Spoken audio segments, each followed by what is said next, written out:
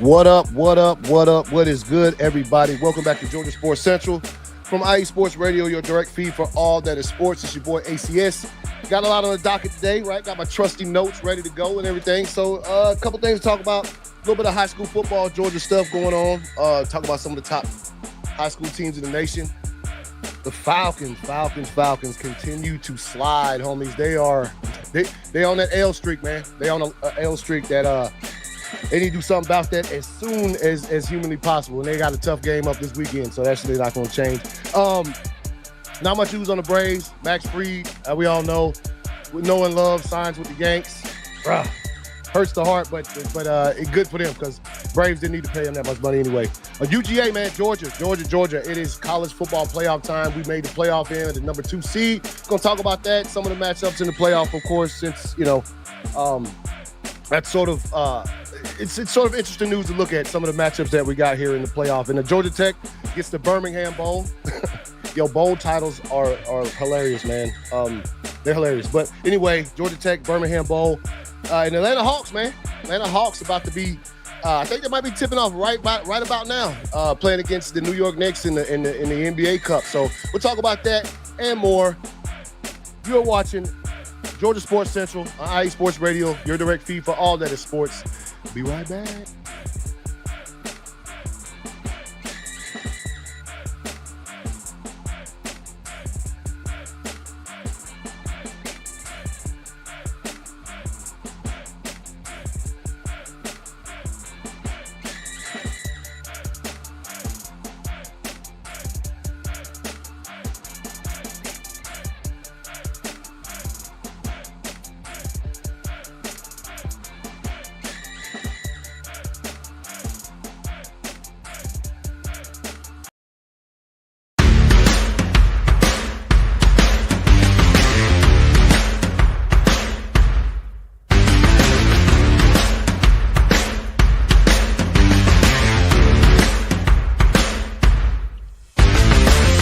IE Sports Radio fans, this show is brought to you by Planet Jerky Premium Brisket Beef Jerky.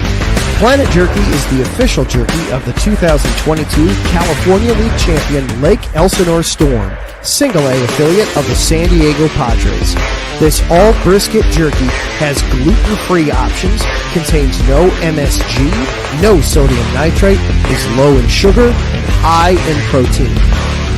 Go to their website at planetjerky.net and follow them on Instagram at Planet Jerky.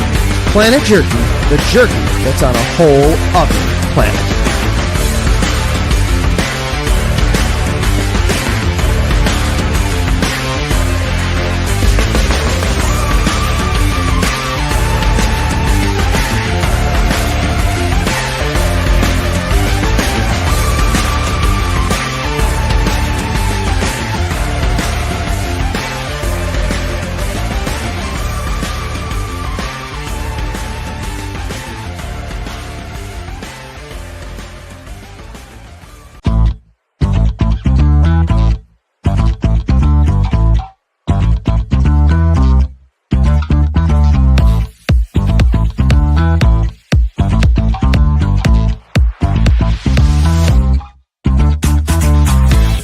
Hey there, IE Sports Radio fans. Be sure to check out our sponsor, Seal the Deal Wax Seals by Cecilia B.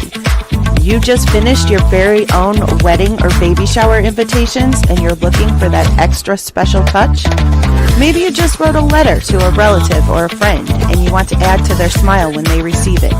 Then seal the deal with Cecilia's handmade sealing wax stamps for your invitations, letters, and gifts. You bring the deal, we'll bring the seal. You can find them on Instagram at sealthedeal_wax stamps and on Facebook, Seal the Deal Wax Seals.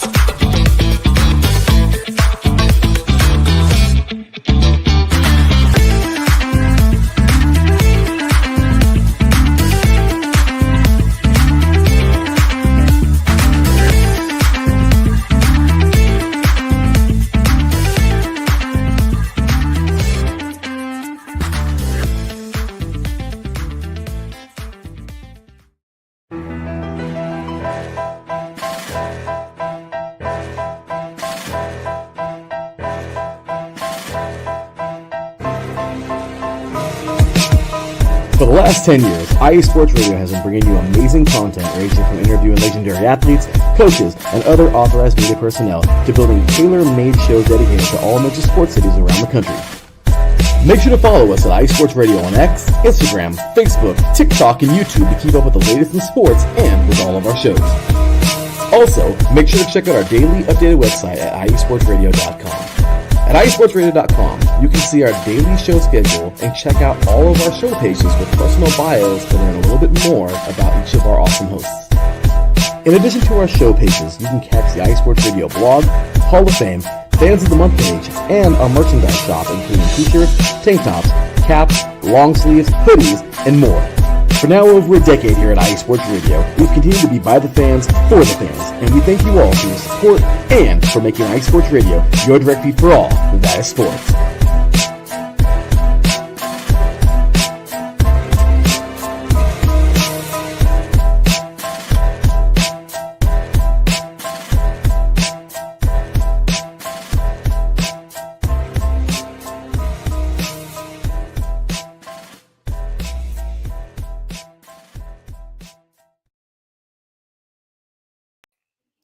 All right, what is good? What is good, everybody? Welcome back again to Georgia Sports Central.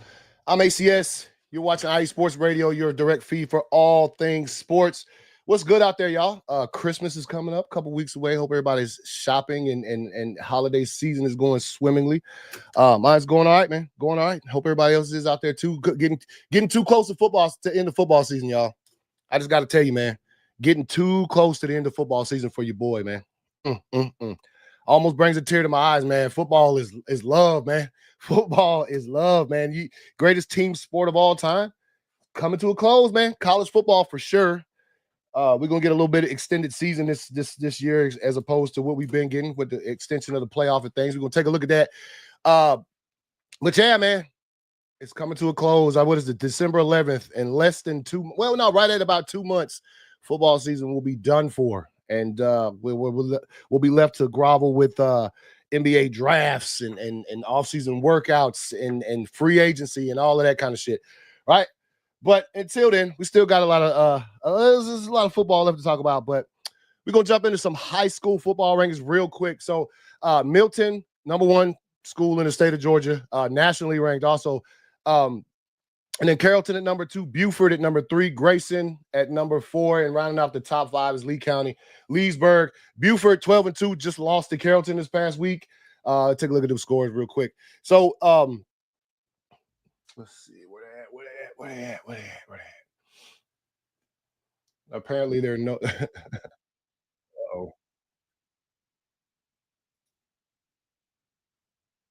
Oh, that's right. They're playing some music. My apologies. Yeah, Carrollton. Saturday, December 7th, they beat Buford 30-17, which is the number 3 ranked team in the state of Georgia as far as high school football goes.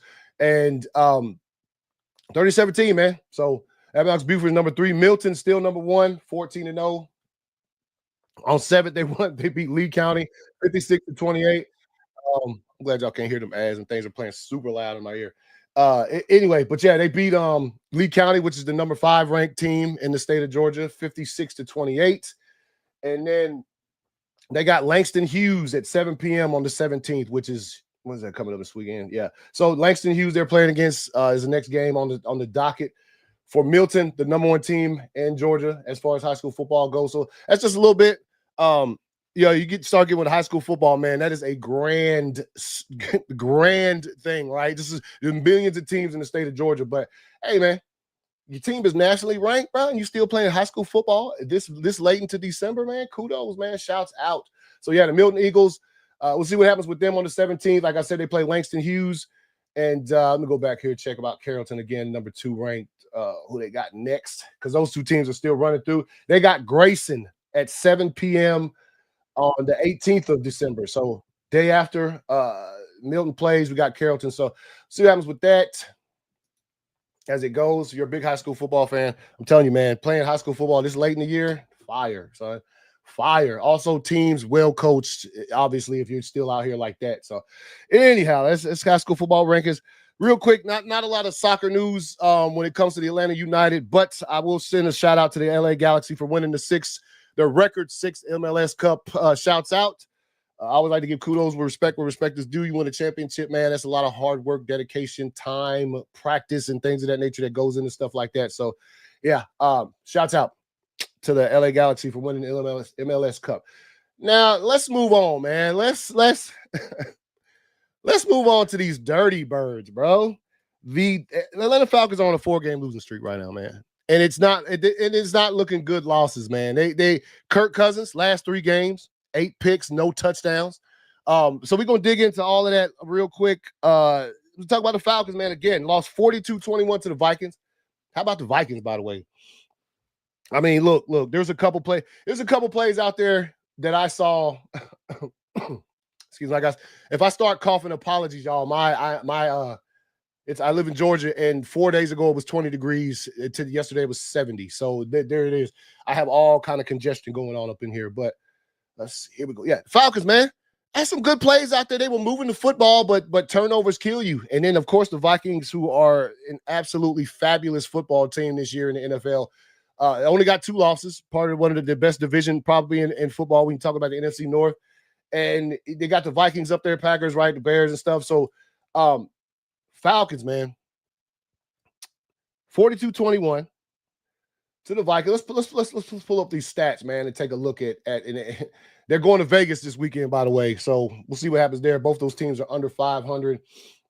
Might be a cool ass game to watch, honestly, with both of those teams. Probably both not making the playoffs this year, right? So it might be a good game. So anyway, like I said, the Falcons 4-game losing streak. The Bucs have retaken the lead in the NFC South. I mean, look, man, the Falcons had it locked up, bro. They had beat the Bucs twice, right? Beat the Saints once, beat the Panthers once. They only had those last 2 games. The Saints got them the second time. They played a couple weeks ago. So that's all they had left was the Panthers, man. If they would have kept the ship going in the right direction, which by that I mean catching dubs, right? Catching wins, then they could have wrapped that up pretty easily, because the biggest competition, I feel like, to the Atlanta Falcons in the NFC South is the Tampa Bay Buccaneers. High-powered offense, Baker Mayfield playing out of his mind, like nice receiving core over there in Tampa Bay, right? Defense is decent. I mean, look, the Tampa Bay Buccaneers are the only team that beat the Detroit Lions this year, right? And they did it in pretty good fashion, if you remember that game from earlier in the season. So, yeah, like I said, Cousins, 8 picks over the last 4 games, and he has no touchdowns in 3 of those, right? So, obviously, you know, Falcons fans, you know, they might be little murmurs are going on. Let's see Penix. Let's get Michael Penix Jr. in the game, bro. Let's see what he got. And look, I can't even lie. The last couple games towards the end, you see the camera will get on Penix for a little bit more often than not, showing like the Fox is trying to heat the flames, right? To light that fire up under the Falcons and see what they're going to do, if they're going to stick with Kirk's second Cousins, or if they're going to move on to the rookie, man, see what he has. Look, personally, excuse me. You ain't got that many games left, man. I feel like, I mean, obviously, probably the Falcons get eliminated from the playoffs contention, then you're going to see probably Penix get to immediately start, right? Why wouldn't you move on to the rookie just to see if he ain't making the playoffs? I mean, you know, Kirk Cousins, you've seen what he has to offer, and as hard and as fast and as damn as hot as he started the season, like the Falcons were killing teams, man. You know, they was putting some stuff up, but now they slide, man. Now they slide, and I think it's everybody all around, coaching staff and stuff. And look, man, looked bad against the Vikings, bro. Looked bad. They scored first, right. Got the ball back almost immediately, and were moving the ball down to score again. Obviously, that didn't happen. And then you work over the Vikings get the ball, they score, and it was kind of close. What's up, the Crooks Process? Appreciate you. But yeah, man, yeah, scored first, and then we're moving the ball again, man. And then, you know, turnovers. Some more of those Kirk Cousins interceptions happen. And look, man, as you watch the game, the Kirk Cousins stat line wasn't that bad, man. Hold on, we'll get to it right quick. Yeah, Kirk Cousins stat line wasn't that bad. I mean, besides the picks, if you want to look at that, but you know, that's always going to be a bad part. But as far as what he had, let's see, where's that? Recap. No, that's not it either.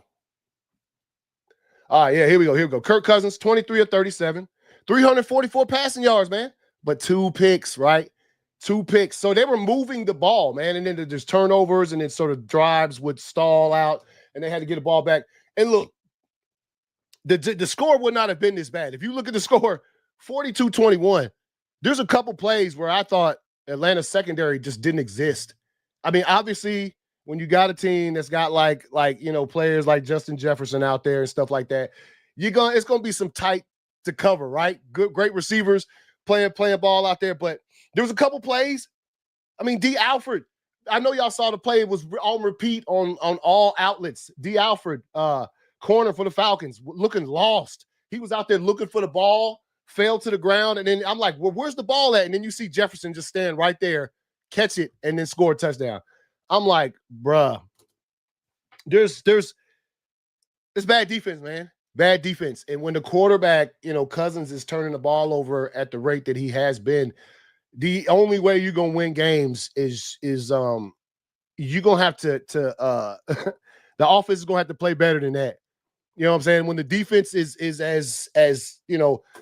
giving up the things that they've been giving up as of late, the offense got to play better. Or whole team need to play better. Or if the offense is going to be turning the ball over like that, defense got to play better. But it's hard for the defense to play better when they're on the field more than the offense is, right? Defense gets tired, smoked, out of breath. And then, of course, again, the Vikings are high-powered, very, very high-powered, can score really fast. They are, I'm sure, as we get closer to the end of the season, we start to see these Pro Bowls come out. The Vikings, you know what? That's an interesting topic, by the way. The Pro Bowl. I want to see how many votes we get out of the NFC North. Honestly, that's gonna be odd to see because of those two good teams at the top there, and then the Packers. And so we'll see what happens with that. But as we start to see Pro Bowl stuff come out, you're probably gonna get a good bit from the Vikings. Probably gonna get a good bit because they got a good football team. And look, Sam Darnold, 22 of 28, 347, bruh, 5 touchdowns. Right, there's a few more yards than Kirk Cousins, except he ain't had no picks. 5 touchdowns on you boys, man. So again, defense, man. Defense, and when the offense isn't helping out either, then it starts to look like this. Fourth quarter, 21 points for the Vikings in the fourth quarter. 21, right? When the score was pretty close, was it 21? 21-21 tied up going into the fourth, really. And the Falcons could not score after that. Atlanta rushing beat. Oh, some stuff right there. Bijan Robinson, 22 carries, 92 yards, almost got him a hundo. Got a touchdown there. Algier scored that first touchdown, had 63 yards rushing. Aaron Jones, 13 carries, 73 yards, touchdown. Cam Akers also 37 yards, no touchdowns for the Vikings. Receiving, Darrell Mooney. Didn't have any receiving touchdowns, man. That's what I'm saying. Put up a lot of receiving yards, just could not crack that goal line and get in there. See, Darrell Mooney, longest. Darrell Mooney actually balling out this year too, by the way. 142 yards, 6 receptions, 49-yard long. Ray McLeod got him 98 yards, 8 catches. Justin Jefferson, man, 2 touchdowns. Justin Jefferson. Jordan Addison, 3 touchdowns. Right, so there's your 5 that Sam Darnold threw for them boys. And again, we had a fumble. Ray McLeod fumbled, and then we had the 2 picks from Kirk Cousins to just pretty much seal the deal for the Falcons there. So look, man, let's go back. Let's go back. Let's that's not the right one. Let's see.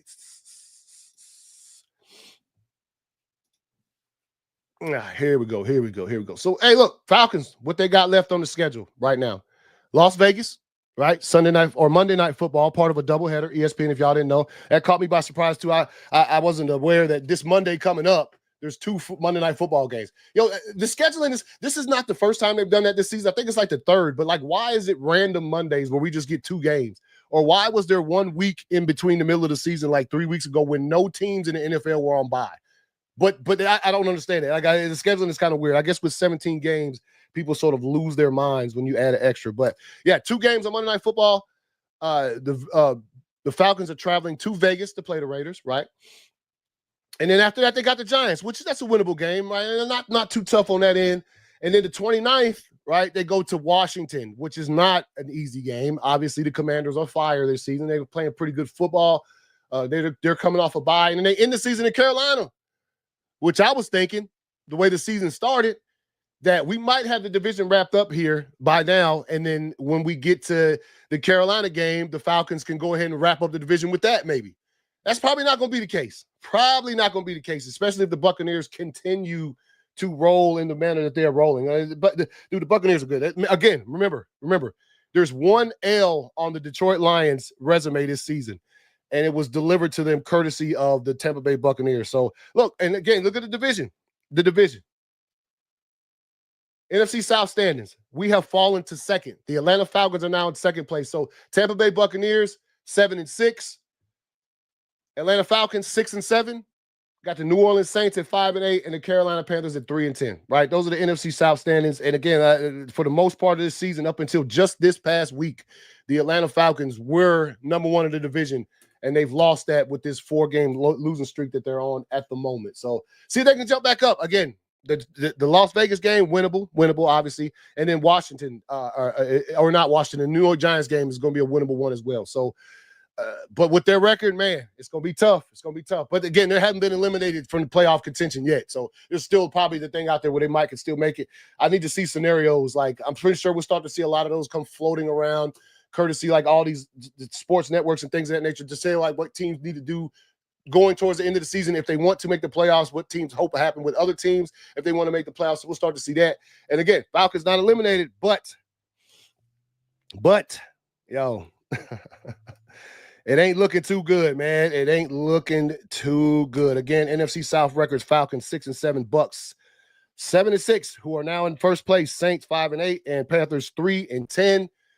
So yeah, man, Falcons, you got some work to do. And I have a feeling even if they were to win out, they would still need help from the rest of the NFC to sort of secure themselves a wild card spot. Unless I mean, they could win out and the Bucks could go lose every game for the rest of the season, and then this thing might flip itself on its head, and then the Falcons are NFC South champions and they're in there.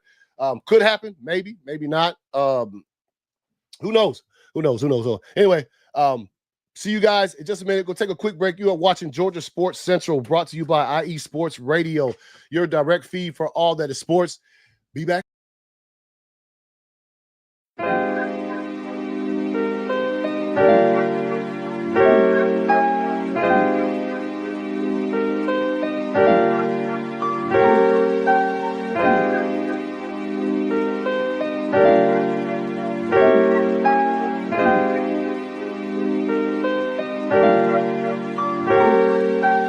Hello, ladies and gentlemen. My name is Davidson. It's your boy, Dentarius Locke. And we are the hosts of Fast Break here on IE Sports Radio, where we discuss everything in the world of basketball from prep to the pros. You guys should definitely check us out, man. Sunday, 8 p.m. Eastern, 5 p.m. Pacific. We got all the basketball information you guys need, so we look forward to you guys listening in. And please do, because we are the best basketball show on this side of the Mississippi. And please do check us out on Twitter at FastBreakISR. D-Lock, where's our time again? 8 p.m. Eastern, 5 p.m. Pacific. That gives you guys plenty of time on a Sunday. Tune in.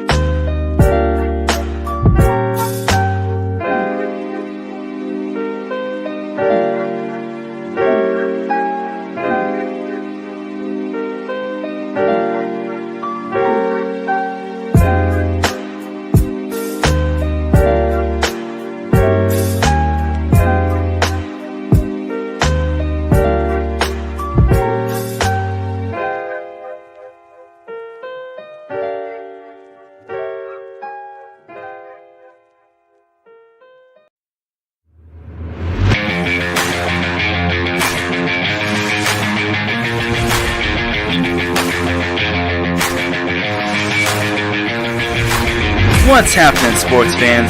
Are you a fan of Southern California sports? Are you looking for a show hotter than a hot summer day in California? Then look no further than the SoCal Supreme Sports Show, where I talk about all things Southern California sports. That's right, all sports teams from Southern California. From the hard-hitting tackles of the NFL, to the killer crossovers and big three-pointers of the NBA and WNBA, to the grand slams of the MLB, to the bone-chilling goals of the NHL, and to the booming kicks of the MLS, the SoCal Supreme Sports Show has it all for you. Oh, and let us not forget about the college sports as well. So join me, Taryn Rodriguez, every week here on IE Sports Radio, your direct feed for all that is sports.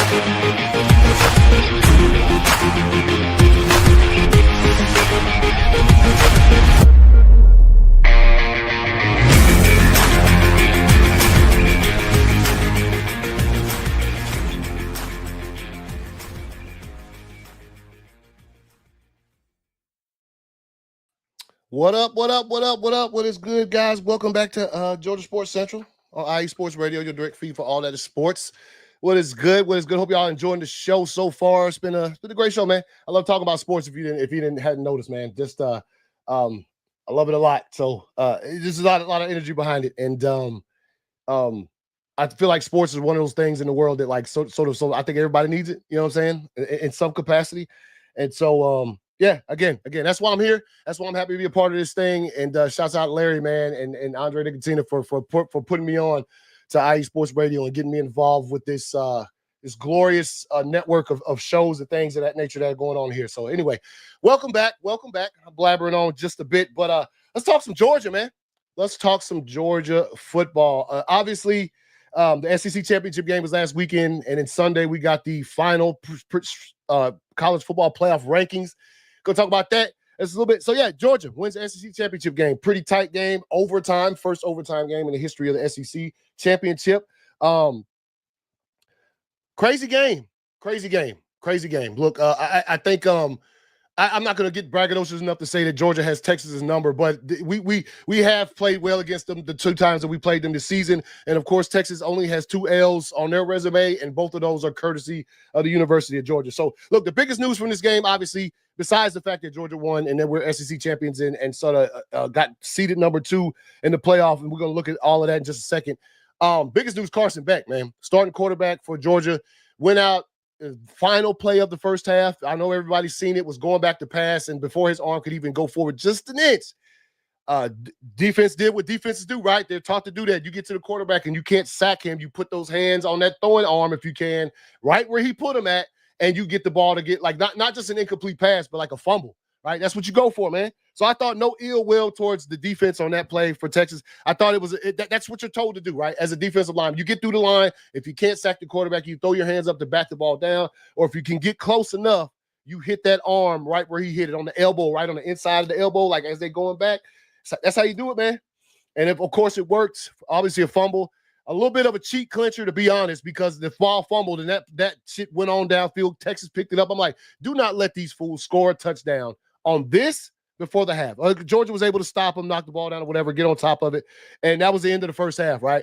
So going into halftime, obviously as a Georgia fan, you're like, what are we going to do now, right? But to be honest, there was a little sliver in my mind. I'll tell you that right now. I'm not the only Georgia fan who felt that way. Carson Beck was playing kind of trashy in the first half of the game. Not playing well. As a matter of fact, Carson Beck has played. We've seen some shining moments this season. You know, the second half against Alabama, things of that nature. And then we've seen some bad moments, right? The second half against Ole Miss. This Texas game, he was not on point the first half, right? And not only that, we had a lot of drop passes by receivers, man. A lot of drop passes, dude. Which hurts, which is crazy when you get to the second half and you see when Gunnar Stockton came in and the team got excited. You see what happened there, right? Dudes was just catching balls, ridiculous passes. I'm like, damn, y'all hate Carson Beck, don't you? Right? They couldn't catch a pass from him. This dude comes in, and I got it. They were trying to work on the dude's confidence, you know, because I know he was nervous going in. You seen how the team rallied around him. But let's take a look. Let's take a look at some of the statistics from this game right here against Texas, the SEC championship. So you got 22-19 was the final score. Obviously, if you watch, you saw that. Trevor, matter of fact, shouts out, man. Come on, pause up. All right. Pat Etienne came back after missing a few games with a ribs injury, had like a little Kevlar, little system going on in here to keep the ribs protected, right? So he ran good. I think Texas focused on him a lot. Hey, appreciate you, Ralph. Appreciate you. But I think Texas focused on him at the beginning of the game. A lot of the early runs, you could see the explosiveness back there. He would still get a couple yards, get a couple yards lost or whatever early in the game, first half. But you could still tell that his legs were fresh. And then when, finally he got him up under him, he started getting some longer runs and, of course, won the game for us in overtime. Let's see. Let's hit this up right here. Recap this. That's not what I was looking for. Here we go. All right, you look at it. So, Georgia, Gunnar Stockton was 12 of 16, 71 yards, good pass percentage, completion percentage, but at the same time, he was throwing those little 5-yard darts, right? Little out routes. That's all he was doing pretty much the entire game. Had a couple downfield ones that Lucky caught one of them on the sideline. I was like, bruh, toe tap inbounds type of deal, you know what I'm saying? If you saw the game, you know exactly what I'm talking about. But yeah, so Gunnar Stockton, but he only had 71 yards passing. Carson Beck, 7 for 13. Lots of drops out there, but only 56 yards in the first half, man. Like, Texas had outgained us like 2-something to like less than 100 in the first half of the football game. That's not good. You don't win with those types of statistics, I'm going to tell you now. So, Carson Beck. And then Drew Bobo obviously came in and threw up. the offensive coordinator's son came down and had a little nice play for 9 yards for a first down for Georgia. Trevor Etienne, 16 carries, 94 yards, 2 touchdowns. Like I said, started off slow. I think Texas was sort of focusing on him. Quinn Ewers, man, 27 of 46, 358 passing yards, but 1 touchdown, 2 picks. Georgia defense was on him. A couple of the picks were one of the picks was nice. They kind of sort of tipped over to right behind the receiver's back. And the other one was just a plain old pick, man. Plain old defensive pick from Georgia doing their thing. Nate Frazier, 47 rushing yards. You had Quintavion Wisner, their leading rusher for Texas. 51 yards rushing, 5 for Arch Manning. He came in on a play or two. Quinn Ewers got sacked 6 times in the game, the most of his career. The first only to the number 2 where he got sacked 5 times by Georgia the first time they played this season. Receiving, no receiving touchdowns for the Dogs. Obviously, DeAndre Moore had one for Texas. Trevor Etienne had 5 catches, 28 yards. And those catches were all of those ones from Stockton, right? Those out routes that I was mentioning before that to sort of get some easy completions, a little bit of more confidence up under the man's belt, and give the receivers an opportunity to make something happen post catching and first contact, right? In some open field type situations that you like to put those kind of players in. Georgia, but fumbles, man. We had 1 fumble lost by Carson Beck, what I was talking about at the end of the half. Texas had 1 fumble that they lost to Georgia. And let's see. We're looking at right here. Yeah, Georgia 2 interceptions. It doesn't say anything about the drop passes. But if you watch the game or you are a Georgia fan or a Texas fan, you certainly saw all the drops by the Georgia receivers, which that has to be cleaned up. And again, when Stockton came in the second half, them boys' hands turned to glue. Them boys' hands turned to homie from the replacements, right? He put too much of the stickum on his hands and he couldn't get the ball. That's what it turned to when Stockton came in at quarterback, right? It's not like that when Beck was in there. But again, trying to help the kids' confidence out. I do remember there's a clip out there of Lucky telling Stockton something about, if you believe in yourself as much as I believe in you, then we're going to be all right. Right? That's what they told that young kid before he got out there on the field. And look, Stockton's been with Georgia for a minute, man. So a couple seasons he's been sitting. He was a Georgia high school football player. Wanted to go to Georgia. No ifs, ands, or buts about it. He sat the bench for a couple seasons. He got there behind Stetson, and then he lost his starting job to Carson to Beck, and then he's just been sitting there, man, not trying to transfer nothing. Georgia boy through and through. I tip my hat to you, son, for being that kind of player. But now it's his turn, man. We'll see what happens with Carson Beck. As far as we know, this just a sprain was the original news that came out just a few days ago. But they're still looking into it. And look, Georgia has 3 weeks to play. They got 3 weeks before their next game, so hopefully we start to see something go ahead. But hey, look, man, if Carson Beck ain't ready, get the keys to Stockton, bro. Give the keys to the young man if that's the downfall, because he has a couple mistakes. And he did have a bad interception in this game as well, through a bad pick. And I was like, if he's going to make a mistake, that was the time to do it. And it was, Georgia was trying to drive it at that point in time, and it gave Texas the ball back. And then it got a little bit sticky after that. You know what I'm saying? If you were paying attention. So it helped Georgia because we scored 10 points in the third quarter, and they didn't score at all. The defense was able to hold them. Again, we had a couple of picks in there and some good defensive play when it came to sacks and things of that nature. But, yeah, man, Georgia, SEC champions, which it's, Georgia's record in this game is not that good. I think we're like 5 out of 13 or 12 or something like that as far as us making it to this game and losing. And, of course, most of the losses have come to Alabama. Got one to LSU in there, too, when they had Burrow and the boys clapped us up in that game. So, 2024 final SEC standings. Texas. No, that's not the right thing. I think we coming in. We're number one SEC right now, I think. But anyway, SEC standings. Georgia 6-2 overall. Texas 7-2 in the conference. They lost 2 games when it comes to that. So let's see games. So yeah, let's talk about real quick. Georgia also has a couple of players that are not a couple, but a few players that have been chosen at all SEC. Georgia Bulldogs. All right, first team all SEC got Tate Ratledge, offensive line number 69, Bo Gardner, long snapper 60, and Peyton Woodring, kickoff specialist number 91, all made first team SEC. Second team SEC, Dylan Fairchild, offensive line number 53, Jared Wilson, center, Michael Williams. Defensive line, Jalen Walker, linebacker, Malachi Starks, defensive back, and Peyton Woodring also made second team for place kicker. Second team all SEC, and third team, Trevor Etienne, running back, Chaz Chambliss, linebacker, Dalen Everett, defensive back, Dan Jackson, defensive back, and Brett Thorson, punter. That's also something else too. Seen the punter went out, man. Georgia's punter, all world punter, probably the best punter in the country, went out with a knee injury. So that was pretty terrible. Let me look at something real quick. And again, I hadn't seen any information on that on the punter's injury, dude. As far as the extent of that, man, if it has been out there, I have missed it. Apologies. I'm slipping on my Georgia coverage. Just a lot of excitement going on with the playoff and stuff. But again, that's another punt. But 3 weeks. 3 weeks to work on these injuries to see who we got here. And I think the good thing about it is college rosters are like ridiculous, right? You're talking about like hundreds of dudes on the roster pretty much to choose from and things of that nature. So we'll see what happens with that. But again, yeah, that's the all SEC team. All right, let's take a look at it, man. The college football playoffs came out Sunday at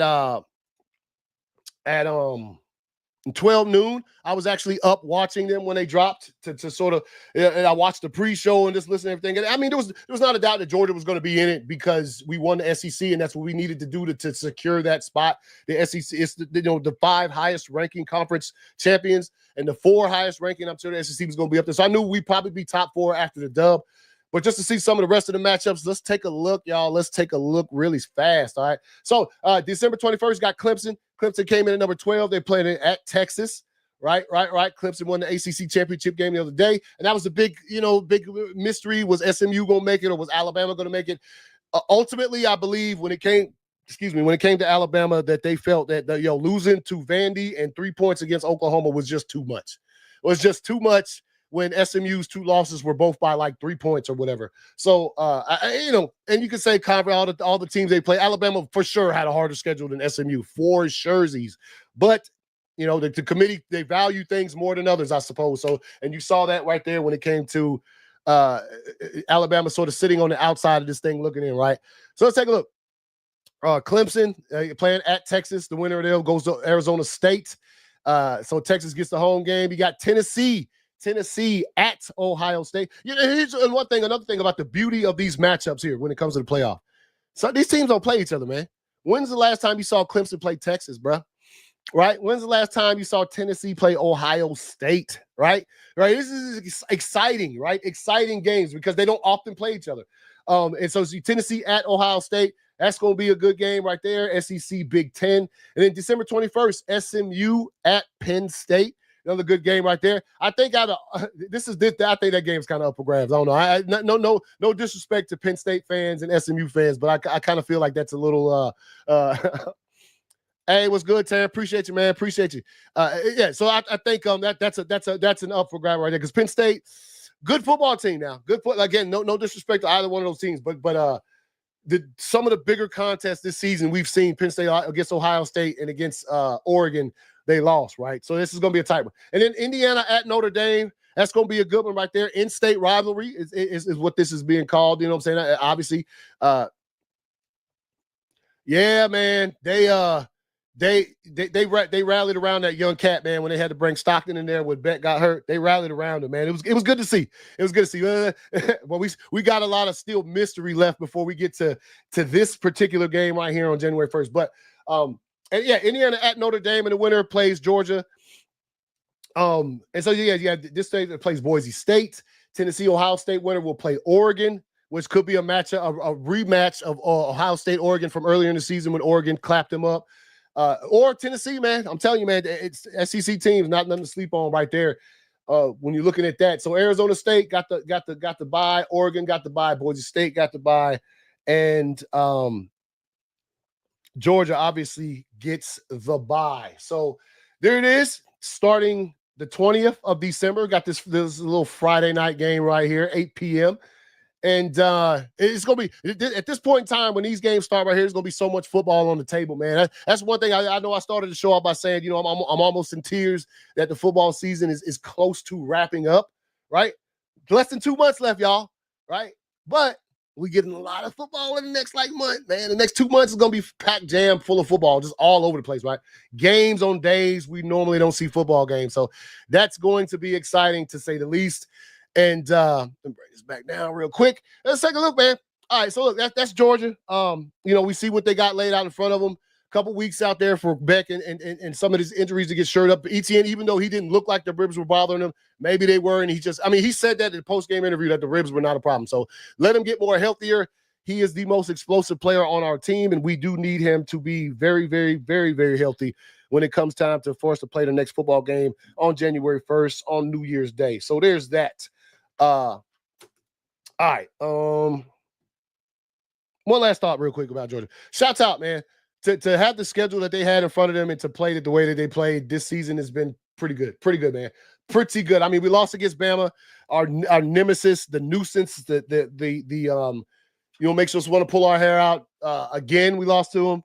And then, of course, you got a great Ole Miss team, but we had to go there and play and lost to them as well. So, but to be in the situation we're in, considering the schedule that was laid out before us when the season started, shouts out, man. And I know I'm a Georgia fan, so that sounds self-serving coming from myself. I don't care. Shouts out to them. Even if you're not a Georgia fan, you got to admit that schedule that they gave us to have made it through it the way that they have. You got to tip the hat, bro. You got to at least tip the hat, even if you're not a Georgia or SEC fan or whatever, right? Even if you hate Georgia, you got to say, damn. They put up, that's a slaughter. Oh, by the way, Kirby, man, shut up, bro. Kirby be talking mad shit to the committee, to the SEC. After we won that game, he gave the commissioner for the SEC sitting right there. He gave him mad trash to the face, talking about how they made us go on the road this many times this season to these hard teams. I'm like, hey, man, we're better for it, bro. We're better for it. Kirby, relax. You made it through. You made it through the gauntlet with just a couple of marks, and you're still in the running for a national championship. Relax. So anyway, let's move on. Georgia Tech, really not much here. I said we was waiting on a bowl game for them, and of course they ended the season 7-5, 6th ranked in the ACC, and they're playing Vanderbilt, which is not going to be nothing to sneeze at December 27th in the Birmingham Bowl, right? Yo, it's funny to me, these bowl names, and I remember back in the day, if you've been a college football fan for any amount of time, the bowl games is funny, right? Right, like when the bowl game season started really expanding to where like every single thing that you could think of had a bowl game. Excuse me. It's always fun to look at. And again, the Birmingham Bowl, bro. The Birmingham Bowl, man. So, yeah, it's going to be a good matchup. Vanderbilt, Georgia Tech. Again, both teams are pretty good, I think. And so we'll see what happens there when both of these teams play the Birmingham Bowl. Matter of fact, bowl season, real quick. Let me put this thing up here. We take a look at these bowls. I don't have to see the matchups on there. Yeah. They are. All right, so I'm going to pull this up real quick. Sorry, Larry, if this is not good to pull up, but it's got all these bowls, the bowls on here. Let's see. Let's take a look, man. Let's take a look at all the bowl games, all right? All right, the Cricket Celebration Bowl, bro. December 14th, Jackson State, South Carolina State. Let's see. The Veterans Bowl, December 14th, South Alabama, Western Michigan. Scooters Coffee, Frisco Bowl, December 17th, Memphis versus West Virginia. These are some of the early ones. Cal, UNLV, LA Bowl. The Staff DNA Cure Bowl. See the names of these things is wild, bro. They wild. The famous Idaho Potato Bowl, Northern Illinois versus Fresno State. See the playoff rounds they got right in the middle of those right there. The Gasparilla Bowl. All right. Tulane versus Florida right there. You got it right. There's something interesting. Birmingham Bowl, like I said, Georgia Tech versus Vanderbilt, December 27th. In Alabama. The Hawaii Bowl, USF versus San Jose State. Let's see the matchups. Let's see. Pitt Toledo got the game above Sports Bowl. These names, man, this is wild. This is why. Let's see. The Bad Boy Mowers Pinstripe Bowl, bruh. Boston College versus Nebraska, December 27th at 12 noon. Let's see. The Fenway Bowl, UConn versus North Carolina.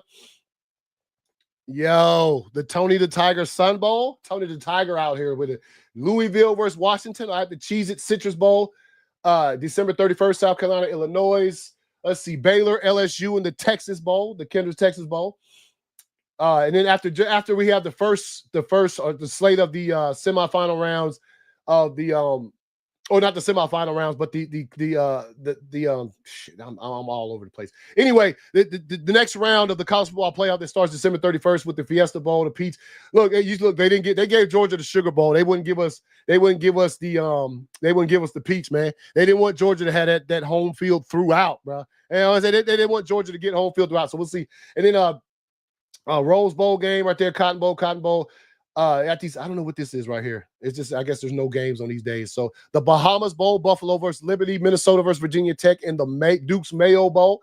Ain't this the one where they be eating mayonnaise after the game? I think it is. Disgusting. National title game, January 20th in Georgia at the Mercedes-Benz Stadium. So here's some of the bowl games. I want to bring that up real quick just in case you guys are unfamiliar. There's a lot of bowls out there. Lots of bowls out there. And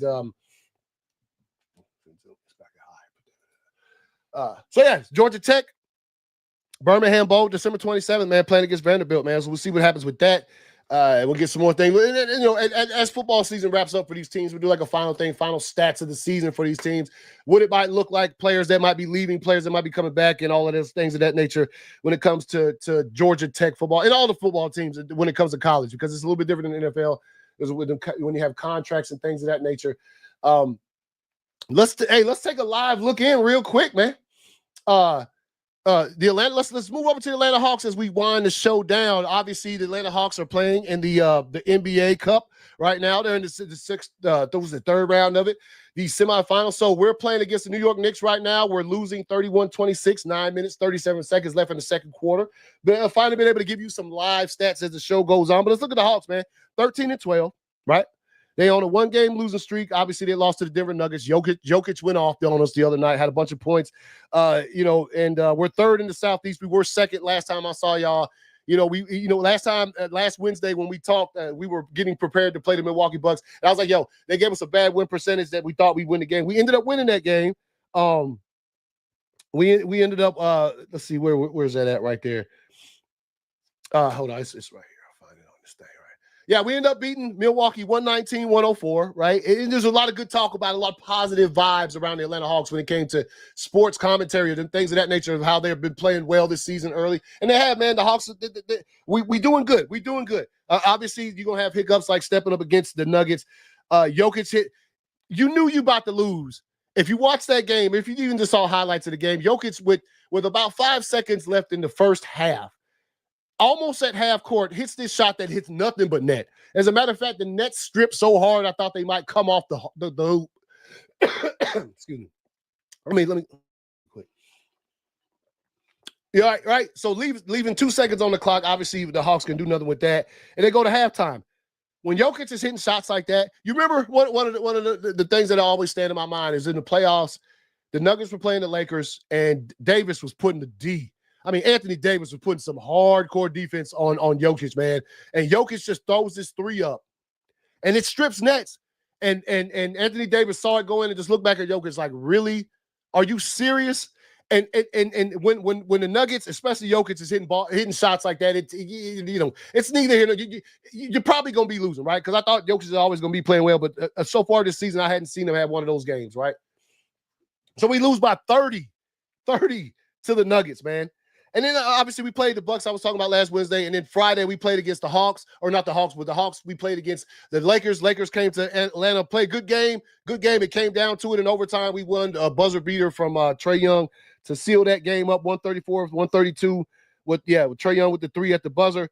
But overall, if you're looking at like sort of like the last six, or you look at the last 7 games from the Hawks, we're 6-1. Good standing right there. Which, as I was saying, we were second in the Southeast, but now we've dropped down to number 3 in the Southeast behind Orlando and Miami when it comes to that. So, yeah, and again, live. Let's see, right now, 28-35, 8:28 left in the second quarter, and we're losing to the New York Knicks 28-35. We're at the Garden right now. Trae Young has been known to play very well in the Garden, so let's see what happens with that, but like some live stuff going on there. If you go look at the team leaders, Trae Young, 20.9 points per game, right? 36 minutes per game, field goal percentage, 38.5%. Assists per game, Trae Young, he's really high in the league right this season with his assists. 12.2 per game, 20.9 points per game on the season. And field goal percentage, man, Clint Capella leads the team 58.2. Team stats, 117.1 points per game. Rebounds per game, 45.9. And 30 assists per game, man. And we talk about the injuries, man. Let me get to these injuries real quick. Injury report for tonight. I know the game's already started. I meant to get to this right at the beginning. That you got Bogdan Bogdanovic, left quad contusion. He playing. DeAndre Hunter, right knee injury management. He's available. Jalen Johnson's available also. And Trae Young, right Achilles tendonitis. He's available. Cody Zeller, who didn't travel with the team, is out. So, and again, we're talking about these NBA Cup things. Eastern Conference, Milwaukee Bucks won last night over Orlando Magic to eliminate them. And so they're in there. And then the Atlanta Hawks are playing right now, as I was saying, against the Knicks right now for that final spot in the Eastern and in the Western. It looking like, I mean, it could be a rematch, man. Atlanta Hawks from last Wednesday with the Bucks, man. And I'm sure the Bucks will be looking for some kind of revenge in that nature. And then Western Conference, Oklahoma City Thunder beat the Dallas Mavericks 118-104. So they have eliminated Dallas in this NBA Cup thing. And then the Golden State Warriors are playing at the Houston Rockets at 9:30 p.m. tonight, Eastern time, to solidify the final spot in the NBA Cup as we try to see what happens with all of that's going on. And again, right now, as we take a look, let's see, get the Hawks right quick. Yeah, 8:28 left in the second, 35-28. Knicks, they're beating us right now. So see if the Hawks can pick it up, man. Obviously, a lot of season left. It would be a nice thing to win the NBA Cup, though, right? It would be a nice thing to have a midseason and win the NBA Cup and sort of see where that goes. Richard Shaw is playing good basketball, rookie, first number 1 pick that we had this year. So it's going good decently. I mean, third place it's not the worst you could be. Obviously, in the Southeast, it's not the best you can be, obviously, in the conference either, because you'd like to be number 1. But a lot of times, the shit just doesn't fall like that until we start seeing what happens toward the end of the season with a lot of these teams that are left in this thing. So, yeah, man, that's pretty much all I got for you guys this week. And again, like I said, we got a couple of weeks left for Georgia to get those injuries things, get healthy on all sides of the football, right? Special teams, everything, because the punter's down and stuff. And so, couple weeks to see what develops, and when it comes to that nature right there. And again, the Hawks basketball, man, season is still kind of fresh. Still got a long way to go. It doesn't end until June of next year, and so we've got some time. So we'll see what happens tonight if the Hawks can come back. Like I said, let me 7 minutes 42 seconds left in the second quarter. The Hawks have cut it down to 3. The New York Knicks 35, the Hawks 32. So let's see what pops off with that game and see if they can solidify themselves in a Eastern Conference final for the NBA Cup, which would be nice. That'd be something nice to have on the resume. Again, the NBA Cup would be something nice to have on your sort of resume as the season, as the season goes on, to just have that up there at the beginning. So again, I appreciate y'all. Everybody who watched, you guys are great. And I'll see you guys next Wednesday, same time. And you